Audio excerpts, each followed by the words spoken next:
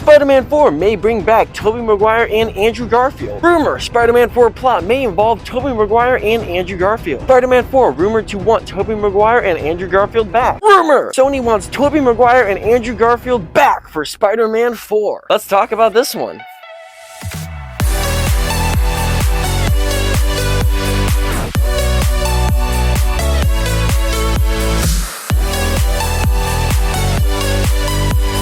Hey, what up? My name is Miles, and this is a bit of a different video and very impromptu, by the way. I didn't plan on making this, and in all honesty, I didn't really want to at first. At first, I want to make it at this point because I feel like I want to talk about it now. I've seen this going around pretty much all day today, and obviously it's been speculated not only since No Way Home, but since Tom's new trilogy has kind of been a thing going around. It's been planned, all that fun stuff, but it's been popping up a little bit more today in newsfeed and articles. I've seen this rumor going around on multiple different news sources that Sony wants to bring back Tobey Maguire and Andrew Garfield for Spider-Man 4. They want to bring back all three Spider-Man again for the first outing in Tom's new solo Spider-Man trilogy. Now, I think this is at least worth discussing and talking about, because if anybody likes to talk about Spider-Man, it's the dude who wears the Spider-Man mask in every video. And I'm wearing a Spider-Man tank this video. Nice. Anyway, so let's talk a little bit about this. So, if you haven't heard, yes, of course, there are rumors going around that Sony wants to bring back Tobey and Andrew to join Tom on the big screen for the MCU's version of Spider-Man 4. Now, these are just rumors, obviously. It's just speculation, and we know how crazy those BuzzFeed and Reddit articles can get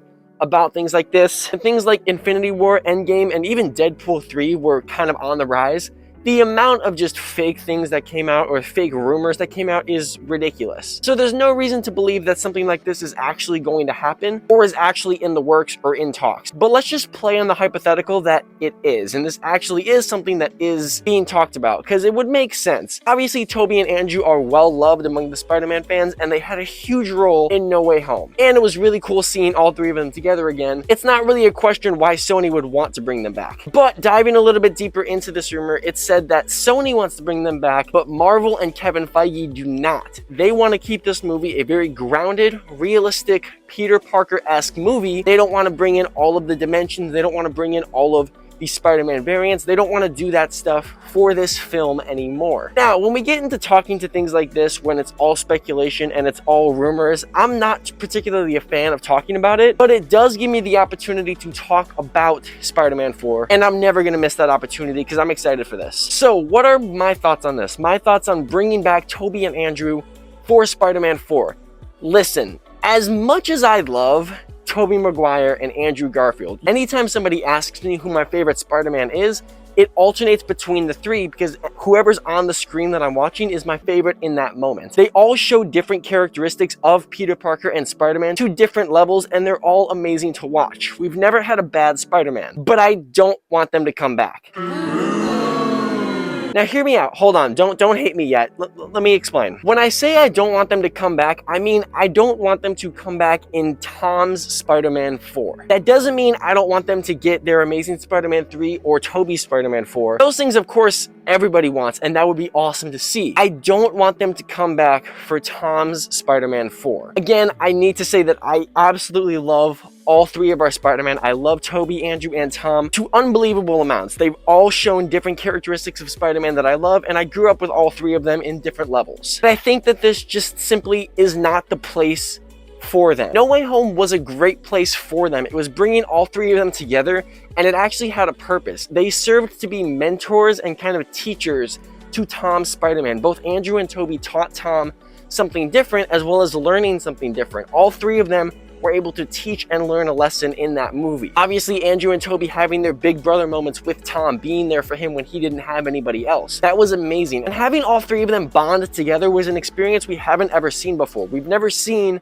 Spider-People with Spider-People, with the exception of Into the Spider-Verse, which, by the way, is my all-time favorite Spider-Man movie. In No Way Home, they had a purpose. It was meant for them to be there. Yes, sure, somebody could argue that having them in there was a bit of a cash grab and they wrote the story to force them in there, but it made a little bit of sense having them in there with the whole state of the MCU moving into the multiverse, with all the variants, all that stuff. It made more sense. However, flash forward to now with Tom Holland's Spider-Man 4, it does not make sense in any way to bring them into this story. This story is meant to be a new trilogy, a new arc for Tom Holland's Spider-Man after his growth from No Way Home. This is meant to be centered around him and his character, his growth, his journey. We're following him. This is supposed to be about him. This is his story. Bringing in Tobey and Andrew will do two things. Number one, it will take away from the importance of Tom Holland in this story. It'll take away importance from Peter number one. It'll take away a lot of pillars of this story that are built around Tom's Spider-Man. We are meant to focus on this Spider-Man, this one for this trilogy. Bringing in other ones will simply just shift our focus, not only because of how much we love them, but because of how iconic of characters they are. It's a struggle to have so much importance on a main character when you have an equally important main character right next to them. Not only will it do that and diminish the importance of Tom in his own movies, but it will diminish the importance of Tobey and Andrew in No Way Home. When they were brought into No Way Home, it was a special event. And yes, it might have been spoiled and it was the worst kept secret in all of cinema, but it was special. It meant something because it was the only time we had ever seen that happen. Everybody can remember the moment when Tobey and Andrew showed up on screen on December 17th, whenever they watched that movie, wherever they were. It was groundbreaking. It was the same type of feeling as when Cap picked up the hammer in Endgame. Having them in No Way Home meant something, and it made it special. The more you choose to use the thing that was special, takes away from what makes it special. I hope that made sense. Essentially, what I'm saying is you don't want to overuse these characters. You don't want to put them in places that they don't belong. And you don't want to put them in a place that'll diminish their role or the role of another Spider-Man, that of which being Tom. Because as much as we love all three of these Spider-Man, if you put all three of them and you jam them into this next movie and you try to force them into this story, the audience is gonna know. And it doesn't necessarily mean we're going to enjoy that because we like these characters. We're going to be able to tell that it was a cash grab, that it was forced, and it doesn't need to be done. Another reason why I think that this doesn't need to happen is because this is too far into the multiversal side of the MCU, and I don't know if anyone's been paying attention to the MCU lately. I certainly have not. And the reason for that is this reason exactly, is the second the MCU got into the whole multiversal timeline, the branched timeline, multiple timelines, the branched reality, all that stuff, I heavily lost interest in it. Now, that might just be me. I'm not going to put that on everybody else. That 100% could just be me, that I'm not interested in the MCU as much anymore because it's ridiculous to try to follow it all. But what I will say is I was much more invested in the MCU in the earlier days, the golden age of the MCU, when it was very grounded. It made a little bit more sense. It seemed a little bit more practical and realistic. And I know that that doesn't really match when you're talking about super soldiers who can fling a frisbee 300 feet, or Iron Man who can shoot repulsors out of his hands, or literally Norse gods coming down to fight aliens.